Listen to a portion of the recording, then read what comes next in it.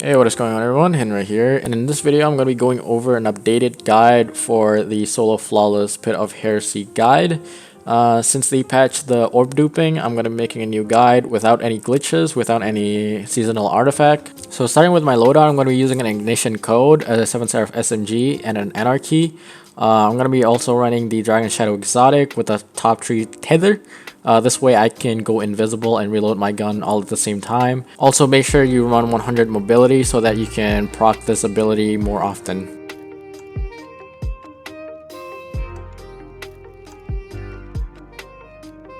So starting with the first encounter, I'm going to be talking about 3 of the disciples. Other than that, you can put your symbols down in the clan chat in case your fireteam chat does not work. But yeah, starting with the wizards here.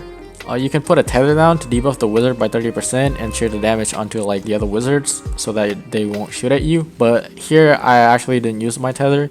It might take more than one sword since the wizard move a lot. You might miss a lot of shots. Just a little side tip, you can actually guard with your sword so you don't die as fast from the wizard's spam attack. For the Shrieker, what I did was that I went in the middle of the room, right behind in between of the 2 pillars in the middle. This way the ogres on the left and right cannot see me and flinch my sword. By that time, you should be able to kill the Shrieker and get out safely. So what I did for the knight is that you can do a double light attack and then guard. This way you can keep light attack and guarding until you get your super. By doing this, you should take damage, and by the time you have your super, the knight should be dead from the super.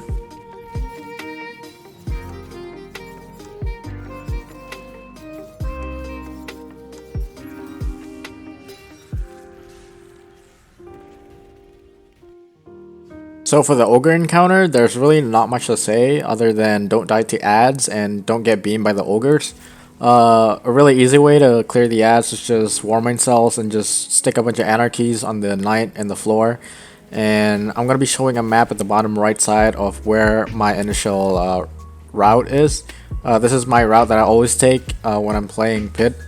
And a little tip for the Ogres, when you're about to get beamed by the Ogres, if you don't have your invis, what I recommend you to do is go straight into the ogre until it does the slam attack, and after it does the slam attack, right when it does the slam attack, melee into the ogre so that you do not get launched into a wall and die.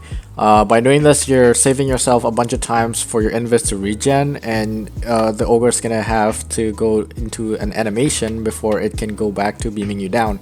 So while you have this time, try to run away from the ogre, try to go into the little holes or something to hide.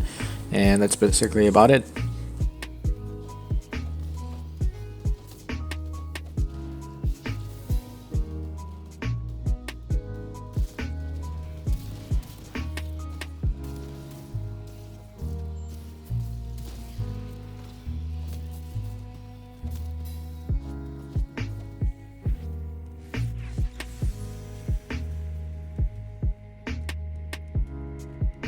So for this encounter, what you can do is swap your Dragon Shadow to a 6 Coyote if you want more dodge, but personally I've been using Dragon Shadow this entire time, so I'm not going to swap. The only hard part about this encounter is that there's going to be a lot of ads shooting at you and you're not going to have a lot of range using this loadout. Personally, I'm still going to be using this loadout because it's really good at ad clear. What you want to do is that after you ad clear, there's going to be a knight that spawns on the left side of the room. You kill that knight, dunk the balls, and a first wave of ads will spawn. After this ad spawn, just wait until the thralls get near you and mow them down with your SMG until you spawn a Warmind cell. Kill that Warmind cell and the half of the room should be dead. For the knights that spawns at the top, just shoot 1 anarchy on each one of them. There's going to be 2 that spawns every time you dunk the ball. And repeat this process 6 times and you should be done. Also, don't forget to always stand in the middle of the plate. What I like to do for this is that I like to stand in the middle of the plate until it does a little sound. After that, you can go out, seek out for the knights. While doing so, you can shoot 2 anarchies at a knight. If the knight is hiding behind a wall, you can just leave the plate for a little bit, shoot 2 anarchies at them, go back to the plate, and after they die, go grab the ball, dunk in the plate, and then stand on the plate again while you're invisible. Because every time you dunk the ball, there's going to be a wave of ads, so you're going to get shot at pretty frequently. Do this 6 times and you should be done.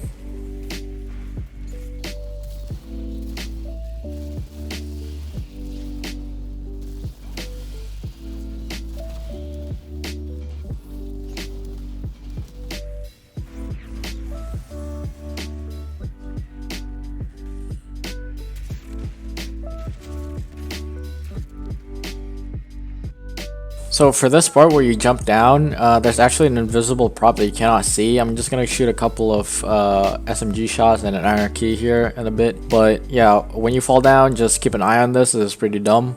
I hope they fix it in the future. Make sure you don't die to this. So yeah, that's the thing. Just don't die to that, I guess.